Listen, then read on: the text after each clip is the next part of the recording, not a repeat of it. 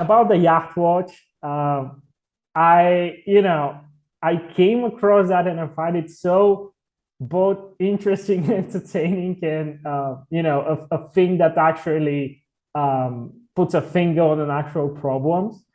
Um, how did how did this idea happen in general? Like, was it did you come with it with yourself? Was it sort of a job thing, or how did it happen? So, Yacht Watch actually grew out of my research for Victor in Trouble. Oh, yeah. So, while I was doing all this research on the on Russian election interference and Russian influence operations, I started studying the role of the oligarchs. Mhm.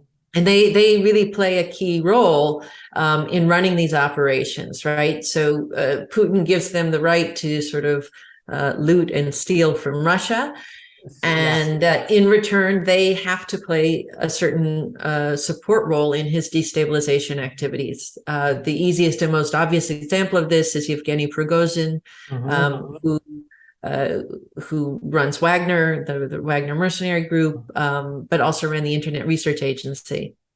And that gives a certain distance and arm's length distance and a certain deniability to the Kremlin to be able to say it's not us, it's patriotic hackers that are doing this, or it's a mercenary group, it's not us.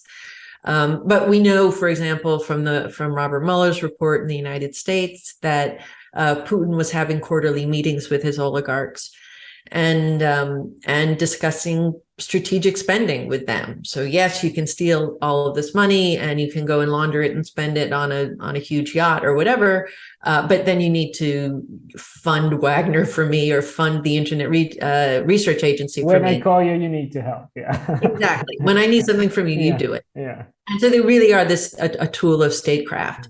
But so anyway, I was studying all of that about the oligarchs and then sort of trying to so I knew I needed an oligarch in Victor in the Rubble, in Victor in Trouble. And one of the characteristics that you always see with these oligarchs is that they have a yacht, because that's what you do. Am I allowed to use bad words? Absolutely, yes. Okay, so like that, buying a yacht is what you do when you have fuck you money, right? I Yeah. mean, that's what the oligarchs have. They have fuck you money, and so it really is sort of a measuring contest between the oligarchs of who can have the biggest and most elaborate yacht. And so I became sort of amused with this, right?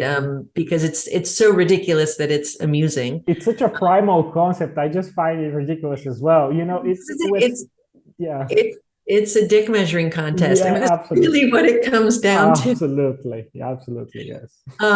And so that's it. I was amused with this. And at the same time, then I live in Barcelona. Mhm. And this is where a lot of the yachts are or were at the time.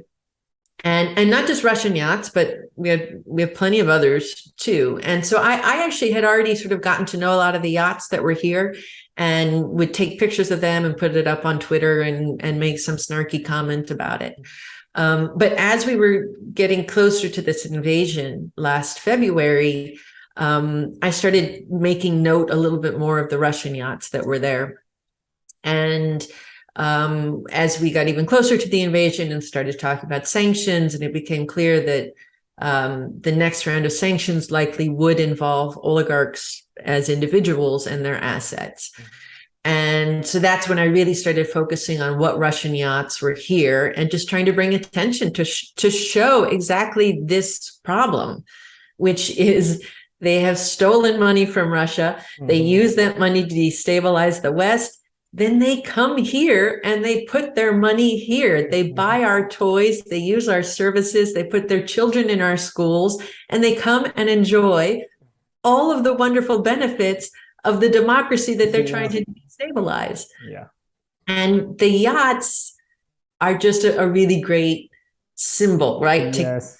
capture all this because they are visually something incredible to look at. They're so ostentatious. And again, they're just amusingly ridiculous. Mhm. So that's it. That's why started highlighting the Russian yachts that were here. And then by chance, I happened to catch one of Roman Abramovich's yachts as it was preparing to flee.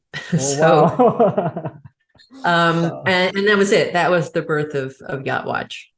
Okay, so so how do I formulate this? So, is there a specific finding that you had that shocked you when it comes to that? Do you remember about a case where you came across a fact or a specific finding that really made you shocked? I don't think there was any one thing specifically. I think it was just like I said, sort of the ostentatiousness of all of it. Yeah. We had a number, we had Abramovich's yachts here too, but for example, Dilbar is Alisher Usmanov's yacht, one of Alisher Usmanov's yacht, and it was constant. Its main place was here in the port of Barcelona, and it's huge. I mean, it's by volume, it's the largest of the Russian private fleet. Wow. And they're currently in the place where that used to be docked. There are now 3 super yachts in that spot, which used to just be taken up by Dilbar. And that's it. I mean, it's so gaudy and so ostentatious and so ridiculous and so absurd that it's amusing, right? But it is so symbolic of the problem itself. That's it. To me, the yachts just totally encapsulate every bit of that corruption and kleptocratic problem that we are facing, which is destabilizing all of us and is causing the war in Ukraine and the slide to authoritarianism. All of it, all of that is combined.